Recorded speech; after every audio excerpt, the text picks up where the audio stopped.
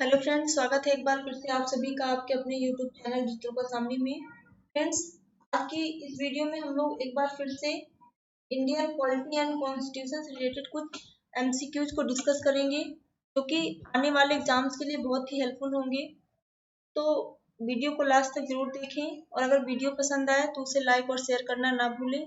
साथ ही चैनल को सब्सक्राइब भी करें, जिससे आने वाली वीडियो की अपडेट आप तक सबसे पहले पहुंच सके। चलिए फ्रेंड्स, स्टार्ट करते हैं। देखेंगे फर्स्ट क्वेश्चन दिया हुआ है यहाँ पर कि निम्नलिखित धार्मिक समुदायों पर विचार कीजिए। दिया हुआ है सिख, बौद्ध, जैन और फारसी। इनमें अल्पसंख्यकों का दर्जा किसे मिला हुआ है? एक और चार को, एक, दो और चार को, दो, तीन और चार, एक, दो, तीन और चार। तो ये जो यहाँ पर धार्मिक समुदाय दिए हुए हैं सिख, बौद्ध, जैन और फारसी, इन सभी को क्या है? अल्पसंख्यकों का दर्जा मिला हुआ है। तो इस प्रकार से हमारा ऑप्शन सही होता है यहाँ पर डी, एक, दो, तीन और चार। नेक्स्ट क्वेश्चन देखेंगे, चुनाव आयोग के बारे में कौन सा कथन सही है? यह स्वतंत्र और संवैधानिक निकाय है। इसमें 6 साल का कार्यकाल रखने वाले सदस्यों का समावेश होता है। यह राजनीतिक दलों को मान्यता देने से संबंधित विवादों के मध्यस्थता के लिए एक अदालत के रूप में कार्य करता है। तो चुनाव आयोग के बारे में यहाँ पर कथन सही है कि इसमें 6 साल का कार्यकाल रखने वाले सदस्यों का समावेश होता है। तो इस प्रकार से ऑप्शन सही होता है हमारा यहाँ पर बी, इसमें 6 साल का कार्यकाल रखने वाले सदस्यों का समावेश होता है। नेक्स्ट क्वेश्चन देखेंगे, संविधान के निम्नलिखित अनुच्छेदों पर ध्यान दीजिए। अनुच्छेद 72 राष्ट्रपति की क्षमा शक्ति, अनुच्छेद 143 सुप्रीम कोर्ट के सलाहकार क्षेत्राधिकार, अनुच्छेद 360 वित्तीय आपातकाल से संबंधित प्रावधान, अनुच्छेद 148 से 151 भारत के अटॉर्नी जनरल की शक्तियां और कार्य। तो ये जो इसमें देखना है कि कौन सा मिलान सही है। एक और तीन, एक, दो और तीन, एक, दो और चार, या उपरोक्त सभी। तो जो अनुच्छेद 72 है वो राष्ट्रपति की क्षमा शक्ति से संबंधित है। अनुच्छेद 143 सुप्रीम कोर्ट के सलाहकार क्षेत्र से संबंधित है। अनुच्छेद 360 में वित्तीय आपातकाल से संबंधित प्रावधान है। लेकिन जो अनुच्छेद 148 से 151 है, इसमें भारत के नियंत्रक और महालेखा परीक्षक की शक्तियों और कार्यों से संबंधित है। तो इस प्रकार से हमारा ये ऑप्शन यहाँ पर ये ऑप्शन मिलान नहीं कर रहा है। इस प्रकार से एक, दो और तीन, ये तीनों क्या है?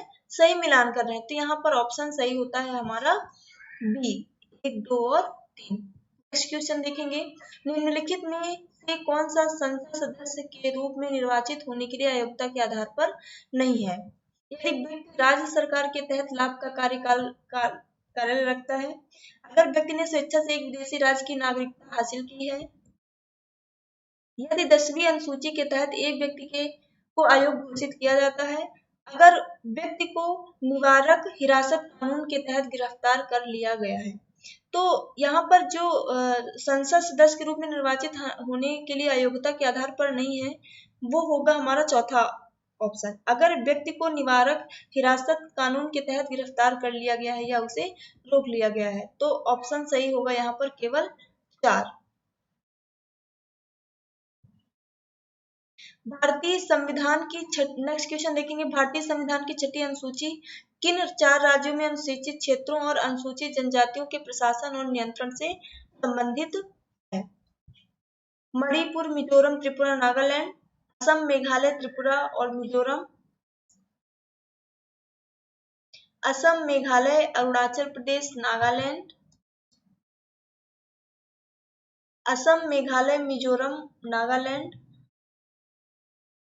तो संविधान की 5वीं अनुसूची में असम, मेघालय, त्रिपुरा और मिजोरम के 4 राज्यों को छोड़कर किसी भी राज्य में अनुसूचित क्षेत्रों और अनुसूचित जनजातियों के प्रशासन और नियंत्रण से संबंधित है, जिसे भारतीय संविधान की छठी अनुसूची में अलग से शामिल किया गया है।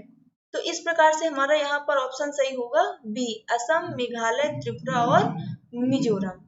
यानी ये जो 4 राज्य हैं अनुसूचित क्षेत्रों और अनुसूचित जनजातियों के प्रशासन और नियंत्रण से संबंधित है। नेक्स्ट क्वेश्चन देखेंगे, भारत संविधान के निम्नलिखित अनुसूची में से कौन सा नया राज्य बनाने के लिए संशोधित किया जाना है? पहली अनुसूची, दूसरी अनुसूची, तीसरी अनुसूची, चौथी अनुसूची। तो पहली अनुसूची में संघ और राज्य क्षेत्र का वर्णन है। इस प्रकार से हमारा यहाँ पर ऑप्शन सही हो जाएगा, पहली अनुसूची।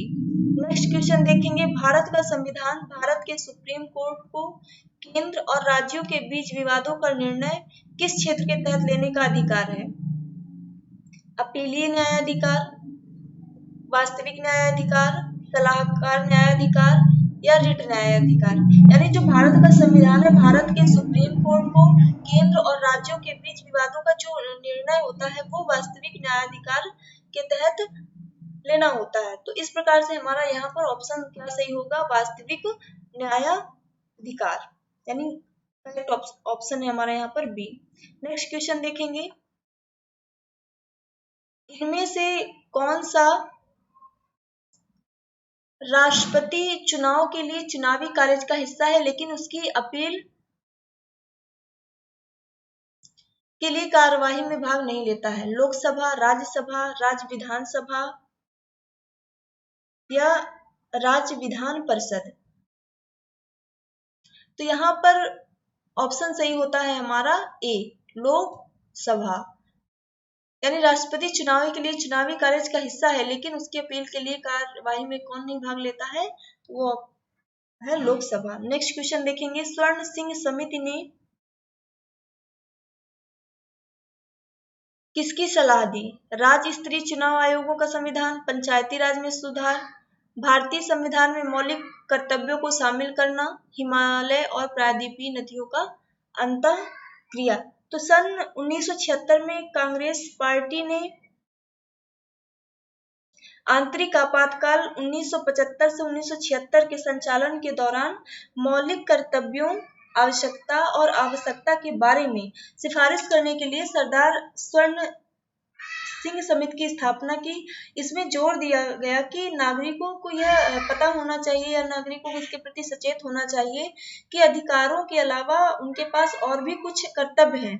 तो केंद्र सरकार ने इन सिफारिशों को स्वीकार कर लिया और 1976 में 42वें संवैधानिक संशोधन अधिनियम को अधिनियमित कर दिया। इस संशोधन में संविधान में भाग 4A का एक नया हिस्सा जोड़ा गया। तो इस प्रकार से हमारा यहाँ पर ऑप्शन सही हो जाएगा सी, यानी स्वर्ण सिंह समिति ने किसकी सलाह दी थी? भारतीय संविधान में मौलिक कर्तव्यों को शामिल करने की सलाह दी थी। नेक्स्ट क्वेश्चन देखेंगे, लोकसभा की सर्वाधिक सीटें अनुसूचित जनजाति को किस प्रदेश में आरक्षित हैं? तो मध्य प्रदेश में कुल 29 लोकसभा सीट है जिनमें से 6 अनुसूचित जनजाति के लिए है। तो यहाँ पर मतलब लोकसभा में सर्वाधिक सीटें अनुसूचित जनजाति को किस प्रदेश में है? तो वो कहाँ पर है? मध्य प्रदेश में। यहाँ पर लोकसभा की कितनी सीटें हैं? 29 सीटें हैं जिनमें से कि 6 अनुसूचित जनजाति के लिए आरक्षित है। तो इस प्रकार से हमारा आज का वीडियो यहीं समाप्त होता है। आशा करती हूँ आपको वीडियो पसंद आया होगा। तो वीडियो को लाइक और शेयर करना ना भूलें, साथ ही चैनल को सब्सक्राइब करें। Thanks for watching my video.